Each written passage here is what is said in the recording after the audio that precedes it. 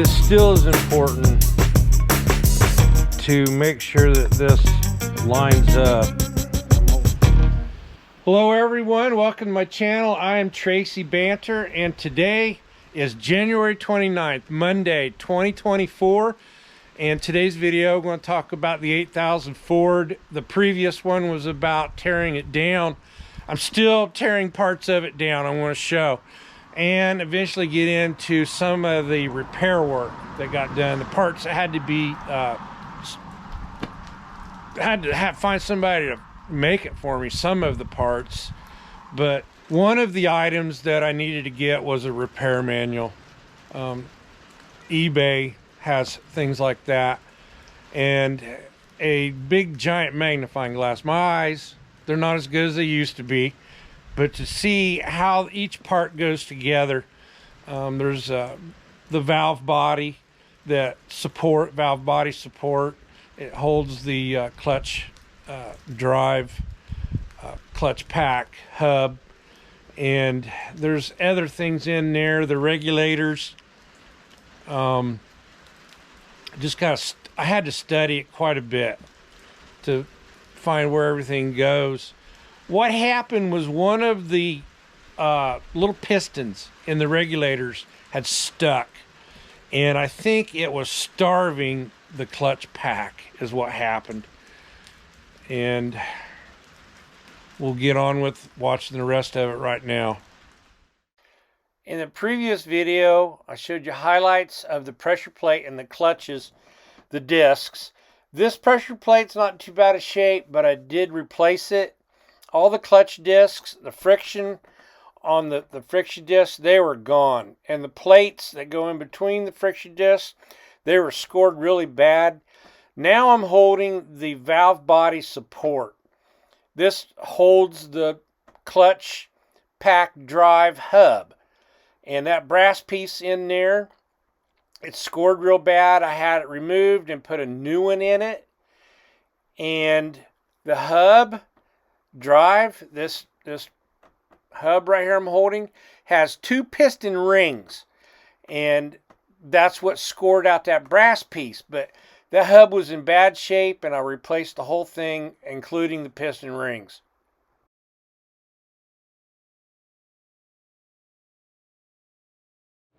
This is the outside hub. All the clutches go down in there. There's a piston that goes in here first. This is the piston. And been trying to warm things up a little bit because it's been cold. Parts need to be warmed up a little bit before you put them together. I'm trying to find a little cup. You need to put hydraulic oil on the seals.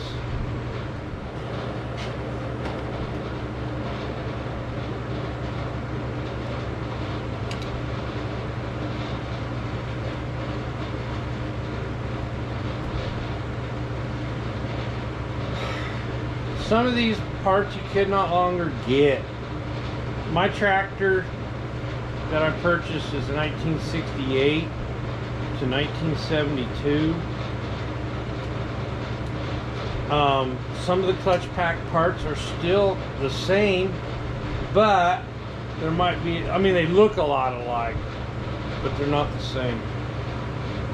So I had to have these custom made. And they've got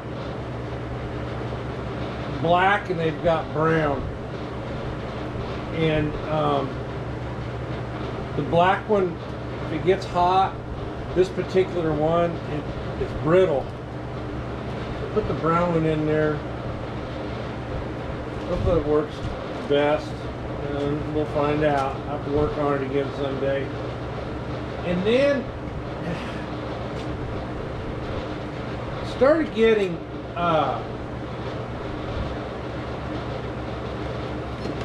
different material for the outside ring. This one here is more for abrasive. I think they're urethane, and these are a poly something, but they're a little more squeezy for pressure for it to expand. So I got, these are custom made, and I think this is a good one. It hasn't been cut.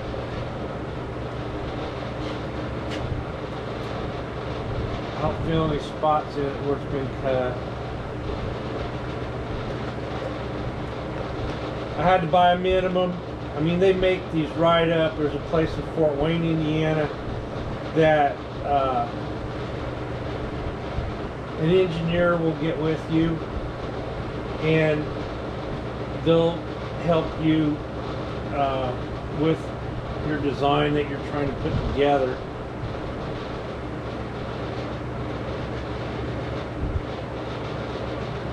It stretches under nice. And you can feel the rib a little bit to it. Where's my calipers? There's a tolerance I got on the diameter on the inside at the bottom. What I mean by the bottom, it's down in there. There's a flat area, if you can't see with the lights. There's a flat area way down in here, and it's not very far. It's only going to travel maybe 1/8 of an inch to engage the clutch. But what I mean by crush is when you put it in there, this is the flat side. This is like an engineer would know what that is. It's an area where it fills up. A little heavier on one side, I'd say, to lift, but there's a hole in the bottom of the housing right here, and that hole also matches. This hub that you see right now is the old one, and I found another one in the yard that was in better shape. The back side of this was ate up, and I decided to find another one that was in better shape. And up in the left hand corner up there is the new support bracket that has a brand new brass fitting, that's a sleeve that's been pressed in. This bushing right here inside, that brass looking, that had to be replaced. That is brand new. It's been pressed in and fit. I believe there's about 2.5 to 3 thousandths of in play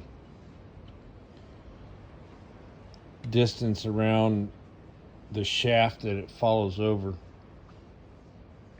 There's a piston down inside here, right here. This is the piston. This is the wave spring.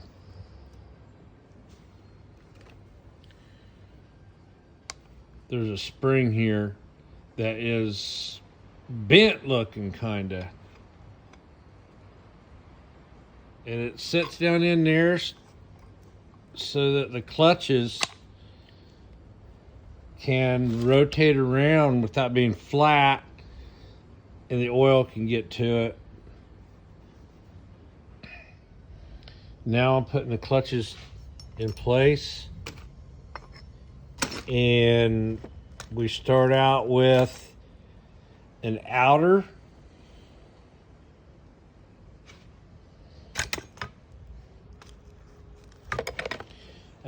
clutch floater disc.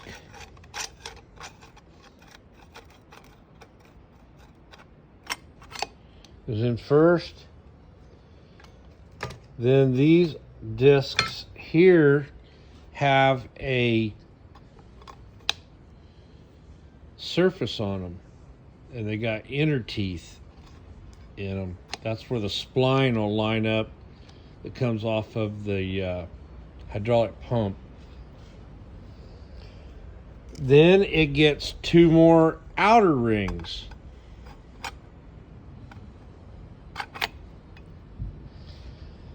And then it gets another inner tooth.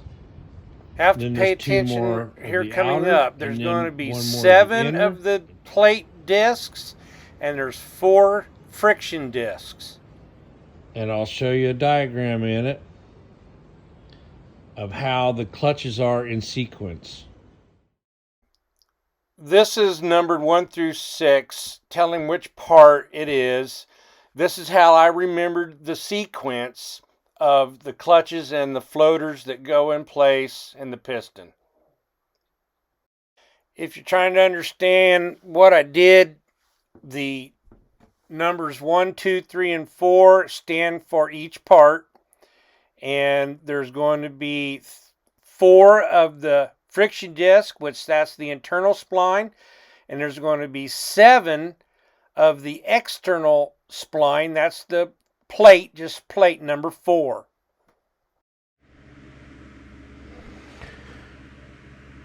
Okay. It is still as important to make sure that this lines up.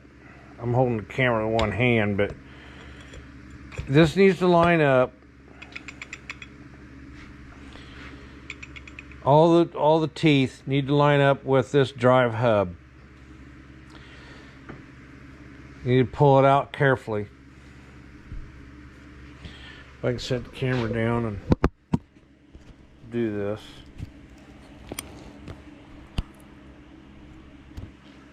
Okay, we're going to pull this out carefully. Set this aside. Now I've taken the thrust washer out and cleaned it so it's not there. Okay, now make sure this stuff's clean. There's no metal burrs on it. This is the piston spring. Return piston spring. It returns the piston back down when you shut the hydraulics off. This is the retainer. And this is a snap ring. Now we've got to press this down. I had the tool. Got to press this down. And through this little window right here, I'm going to put that snap ring in. So let's go do that.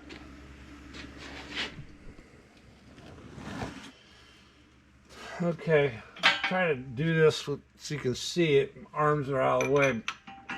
Anyways, you can see the springs in there, and the drive hub was lined up right before I dropped all this extra tooling on it.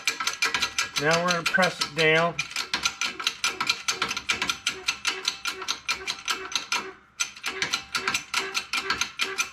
Want to get it on there as center as possible.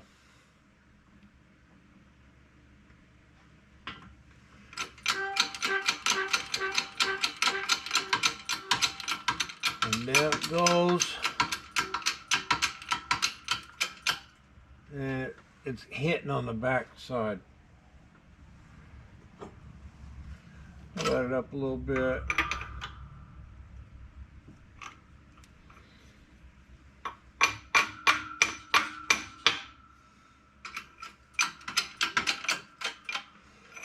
Still hitting.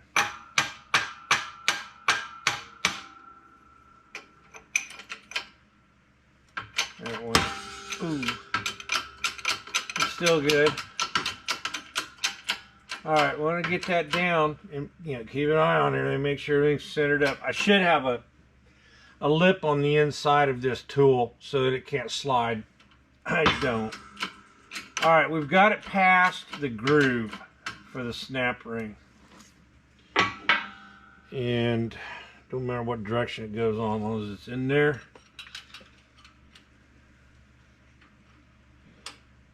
I made that hole big enough so I could just get it in there.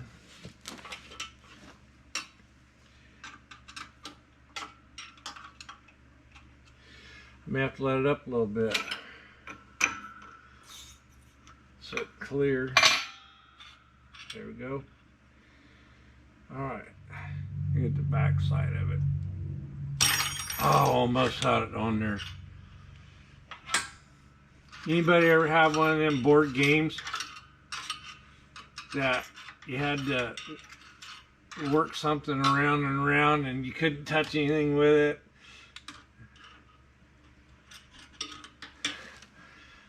Well, that's just about as fun. It is that fun.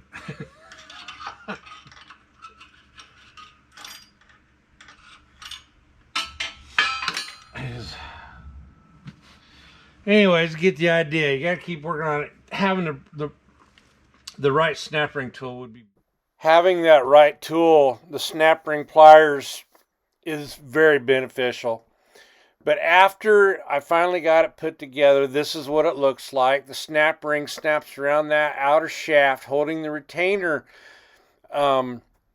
ring down onto the spring, the return spring for that piston, so that it goes back down when it's not being used and you've turned that PTO shaft off. That brass looking thing you see there on the end, that's a thrust washer. That has to be put on there before the spool piece goes in place for the hub drive off of the hydraulic pump. This is the backside of the PTO clutch hub. And those grooved areas there, there's a metal piston ring, I guess you could call it. But it goes up, slips up inside of two of those areas. And you can see where the hole is in between where those rings go. And one of them is supplying oil to the bottom of that piston. And then when you turn it off, it goes to the outer side of it, and that's what releases into the, actually it's the rear axle, but the oil can still get to the transmission, the 17 gallons.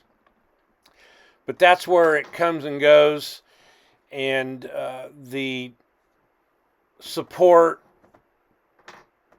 valve body that has the valve control mounts to that area right there. In the next video, I'm going to start showing the valve body and the support. I'll show how I tear it down and how I've replaced some of the parts. Currently, there are parts available that New Holland and Ford offers. So until next time, we'll see you.